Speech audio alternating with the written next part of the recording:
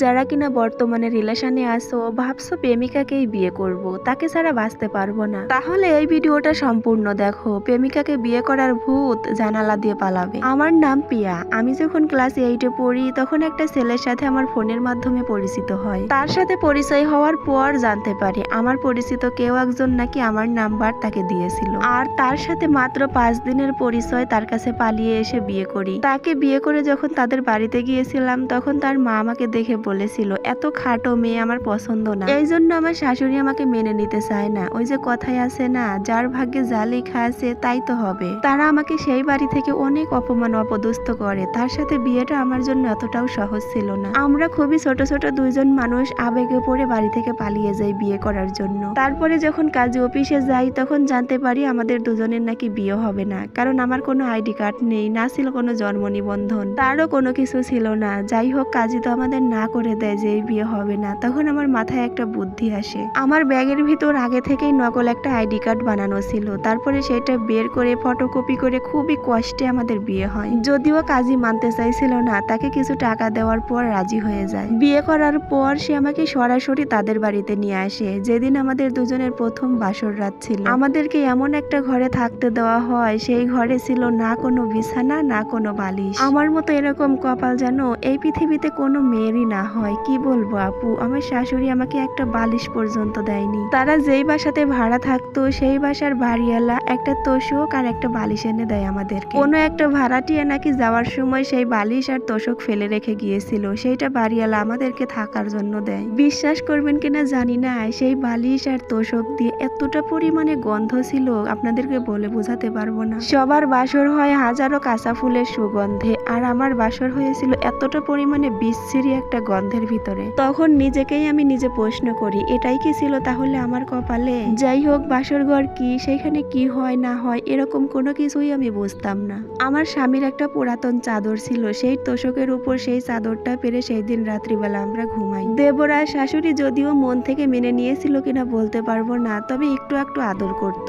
আমার দেবরের মনের ভিতরে তো আমাকে নিয়ে অনেক রাগ ছিল, কিন্তু কোনো কিছু বলতে পারতো না। তার বড় ভাই বিয়ে করছে, কি আর বলবে, তাই মাঝে মধ্যে ভাবি বলে ডাকতো। আমাদের বিয়ের মাত্র 3 দিন পর আমার শাশুড়ি আমাদেরকে ঘর থেকে বের করে দেয়। আমার স্বামীকে বলে, তোর বউ ভালো না, কাজ কাম পারে না, কোনো লেখাপড়া নাই, দেখতে সুন্দর না, এরকম বউ আমাদের লাগবে না, ওকে তুই ছেড়ে দে। কিন্তু আমার স্বামী আমাকে ছাড়তে রাজি না। তখন তার মায়ের কথা মতো আমরা দুজন ঘর থেকে বের হয়ে আসি। তার হাতে একটা টাকা পর্যন্ত ছিল না। সেদিন আমার শাশুড়ি আমার গায়ে প্রথম হাত তোলে। আমাকে অনেক পরিমাণে মেরেছিল। আমার স্বামী অনেক কষ্টে তার মার কাছ থেকে আমাকে বাঁচিয়ে নেয়। তারপরে আমরা দুজনে আলাদা হয়ে যাই, কিন্তু এরপরেও শান্তি হয় নাই। একই বাসাতে আলাদা রুমে থাকতাম, আলাদা খাইতাম। সকাল বিকাল যখনই তার ছেলেকে পেত তখনই আমার কাছ থেকে ডেকে নিয়ে যেত। তারপর ঘরের ভিতরে তার ছেলেকে ডেকে নিয়ে যেয়ে কি বুঝায় না বুঝায় আল্লাহই জানে। তার ছেলেকে একটা কথাই বলে, ওই মেয়েটাকে তুই ছেড়ে দে। কিন্তু আমার স্বামী কিছুতেই রাজি হয় না আমাকে ছাড়ার জন্য।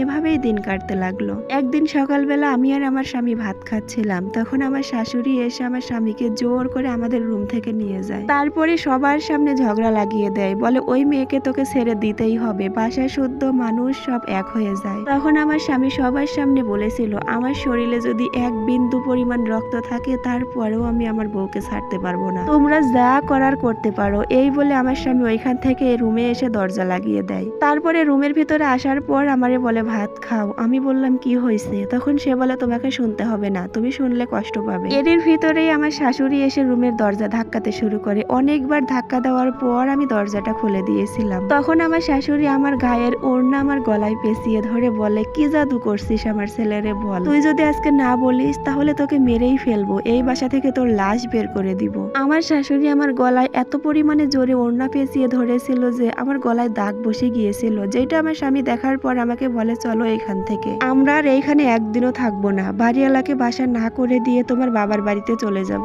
এইদিকে তাকে বিয়ে করার জন্য আমার বাবা মাও অনেক কষ্ট পেয়েছে, তাদের সাথে আমি এখন পর্যন্ত কথা বলি না। এর 2 দিন পর আমার ভাই বোন আমাকে দেখতে আসে। তখন আমার ভাই আমারে দেখে বলে, আগে কি ছিলি আর এখন কি হয়েছিস, তোর কি হয়েছে রে বোন, তোকে এরকম দেখা যাচ্ছে কেন? তখন আমার শাশুড়ি আমার ভাই বোনের সাথে অনেক গ্যালজাম করেছিল। জানেন আপু, আমার ভাই বোন জীবনের প্রথম আমার শ্বশুর বাড়িতে আমাকে দেখতে আসছিল। তারা মিষ্টি কিনে নিয়ে আসছিল। তাদের জন্য ভালো মন্দ কোনো কিছু রান্না করা তো দূরের কথা, তারা যে মিষ্টি কিনে নিয়ে আসছিল একটা সেই মিষ্টিও খেতে দেয়নি। এমনকি আমি তো দেখতাম মানুষের বাড়িতে মিষ্টি নিয়ে গেলে পাড়া প্রতিবেশীদের মিষ্টি দিয়ে তারপরে খায়, তারা কাউকে দেয়নি, সব মিষ্টি তারা একাই খেয়েছিল।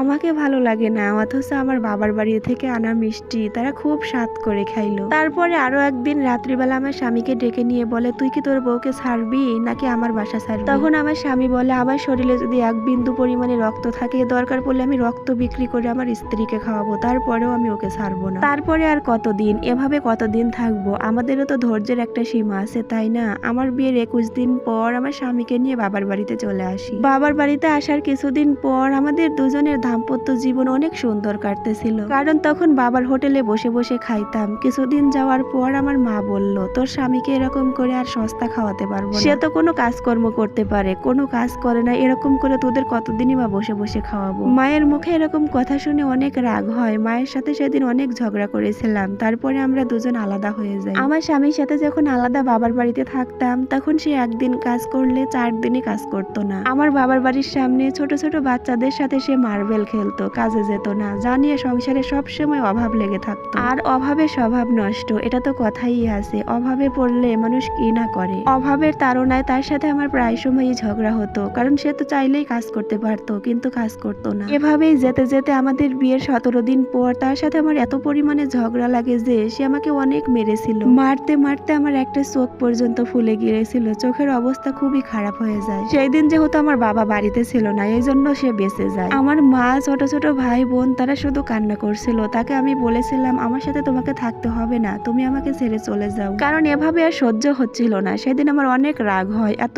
অভাব, এত ঝগড়াঝাটি, এত মারামারি আর ভালো লাগে না। তাকে অনেকবার করে চলে যাওয়ার পর সে আমাকে ছেড়ে চলে যায়। তারপরে সেই যে যায় 4-5 দিন হয়ে যায়, আমার কোনো খোঁজ খবর নেয় না, আমার সাথে কোনো যোগাযোগ করে না। তারপরে আমি যখন নিজে থেকেই তার সাথে যোগাযোগ করার চেষ্টা করি, তখন আমার শাশুড়ি তার কাছ থেকে ফোন কেড়ে নিয়ে আমাকে অকথ্য ভাষায় গালাগালি করে। তাদের ওইখানে আমার একটা বান্ধবী ছিল, যেই বান্ধবীর মাধ্যমে তার সাথে আমি রিলেশন করে বিয়ে করেছিলাম। তারপরে আমি আমার সেই বান্ধবীটাকে ফোন দিয়ে আমার বিষয়ে সমস্ত কথা তাকে খুলে বলি। তখন আমার সেই বান্ধবী বলে, আচ্ছা ঠিক আছে, আমি তোর হাজবেন্ডকে বুঝিয়ে বলবো না। এরপরে আমার সেই বান্ধবী তাকে কি বলে না বলে আল্লাহই ভালো জানে। তারপরে সে আমার সাথে ফোন দিয়ে একটু যোগাযোগ করার চেষ্টা করে, আর কিছুটা রাগ কমে। যাই হোক, তারপর থেকে তার সাথে আর কোনো যোগাযোগ করতে পারি না। তাকে ফোন দিলে সে ফোন ধরে না। আমার বান্ধবীকে যখন ফোন দেই, আমার বান্ধবীও ফোন ধরে না। আমার শাশুড়ি ফোন ধরলেই তো আমাকে গালাগালি করে। এভাবেই 15 দিন যাওয়ার পর আমি তাকে একদিন রাত্রিবেলা ফোন দিয়ে বলি, তুমি যদি আসতে পারো তো আসো, না পারলে আমি অন্য কারোর হয়ে যাব।